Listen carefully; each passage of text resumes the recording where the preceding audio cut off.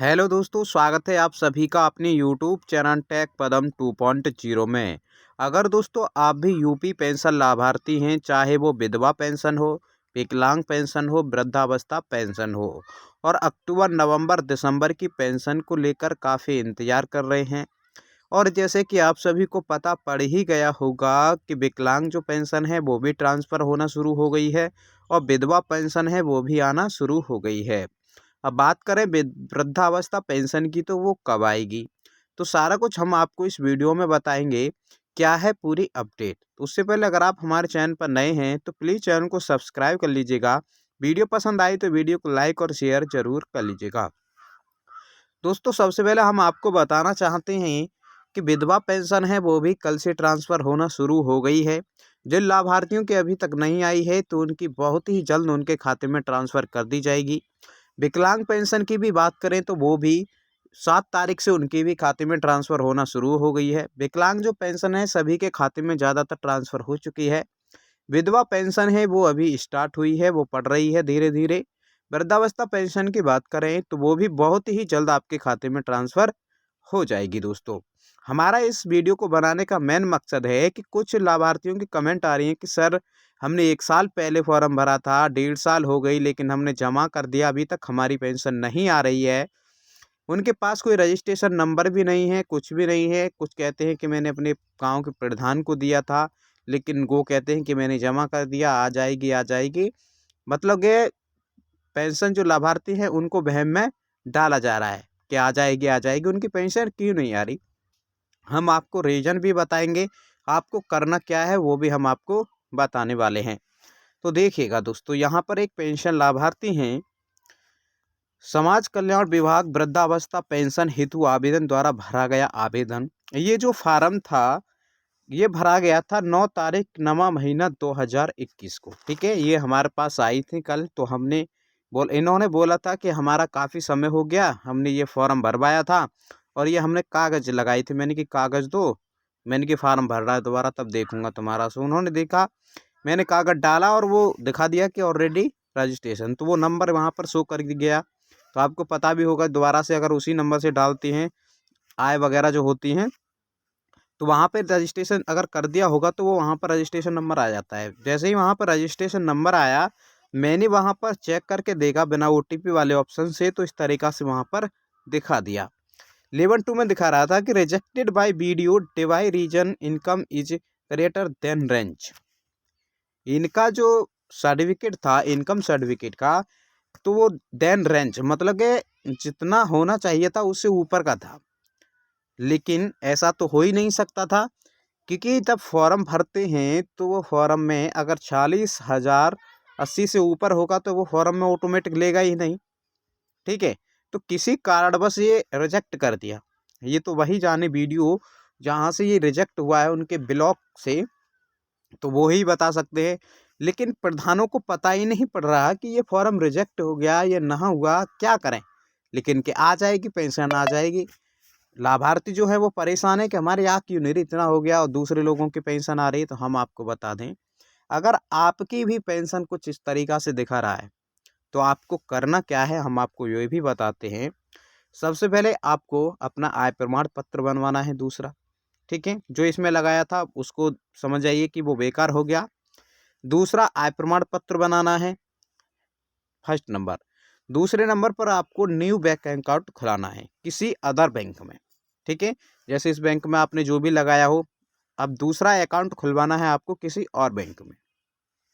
दूसरा mobile number लगाना है। ठीक है, तीसरा नंबर आपको ये तीनों कागज़ ले जाकर और अपनी आधार कार्ड वगैरह फ़ोटो ले जाकर किसी जनसेवा केंद्र पर जाकर ऑनलाइन कराकर, दोबारा से ग्राम प्रधान को ना देकर, सेक्रेटरी वगैरह जो होते हैं उनकी मोहर लगवा कर, पास करवाकर आप सीधे अपने विकास भवन में जमा कीजिएगा। ठीक है, अगर प्रधान ऐसे कहते हैं और टाइम हो गया तो आप विकास भवन जाकर चेक करा सकते हैं क्यों नहीं आ रही। अगर ऐसा रीजन निकल के आया है तो आप दोबारा से फॉर्म को भरिएगा, अपने हाथों से जाकर विकास भवन में जमा करिएगा और आपकी पेंशन जो है वो 6, 7, 8 महीने के अंदर आपकी पेंशन स्टार्ट आना हो जाएगी। दोस्तों एक तो ये वजह हो रही है। ठीक है, कुछ लाभार्थी कह रहे हैं कि सर हमने ई-केवाईसी करा दी लेकिन अभी तक हमारा पैसा नहीं आ रहा।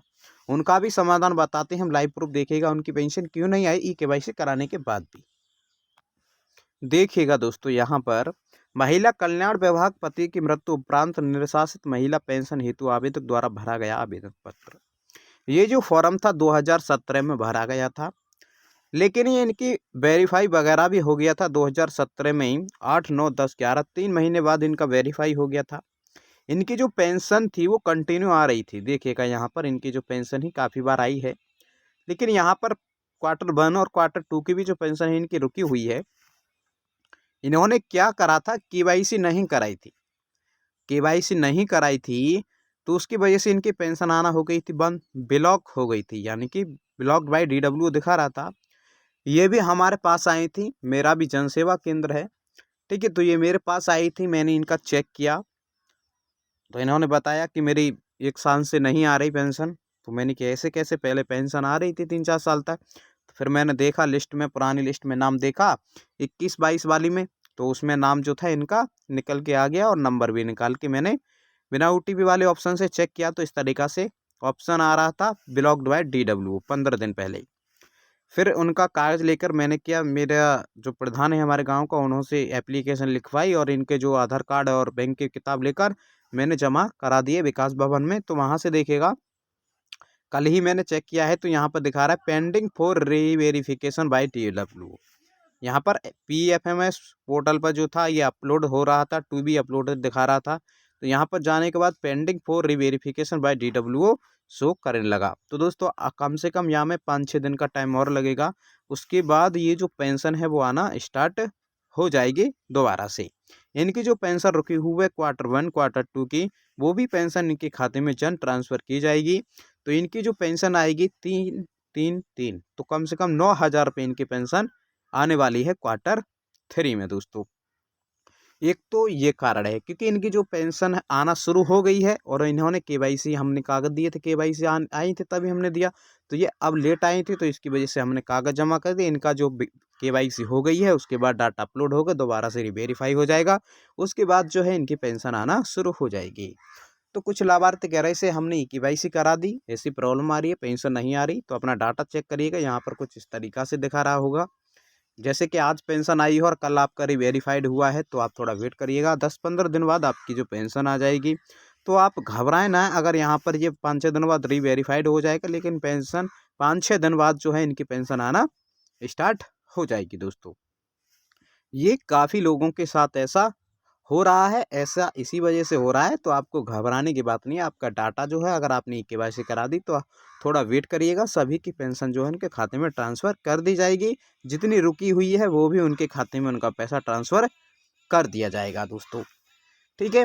तो और बात जाते-जाते फिर आपसे बता दें कि आपने अगर अभी भी तक केवाईसी नहीं कराई है तो आपके पास कल और परसों का 2 दिन का टाइम हो रहा है, आप जल्दी से जल्द केवाईसी करा दीजिएगा अगर आपको Q3 का पैसा लेना है तो, अन्यथा आपकी जो पेंशन है वो भी ब्लॉक कर दी जाएगी, ठीक है। तो तुरंत जाइए अपनी जनसेवा केंद्र या खुद से आप कर सकते हैं, तो अपनी केवाईसी ज़रूर कराइएगा। और वृद्धावस्था पेंशन है वो भी Q3 की बहुत ही जल्द आने वाली है। विकलांग पेंशन, विधवा पेंशन आना स्टार्ट हो गई है, सभी की ज़्यादातर आ जाएगी और 1-2 दिन में वृद्धावस्था पेंशन भी आना शुरू हो जाएगी दोस्तों। जैसे ही पेंशन आती है हम आपको बता देंगे वीडियो के माध्यम से। उसके लिए प्लीज़ हमारे चैनल को सब्सक्राइब कर लीजिएगा, वीडियो पसंद आए तो वीडियो को लाइक और शेयर कर लीजिएगा। तो मिलते हैं नेक्स्ट वीडियो में, तब तक के लिए बाय बाय, टेक केयर, जय हिंद, जय भारत दोस्तों।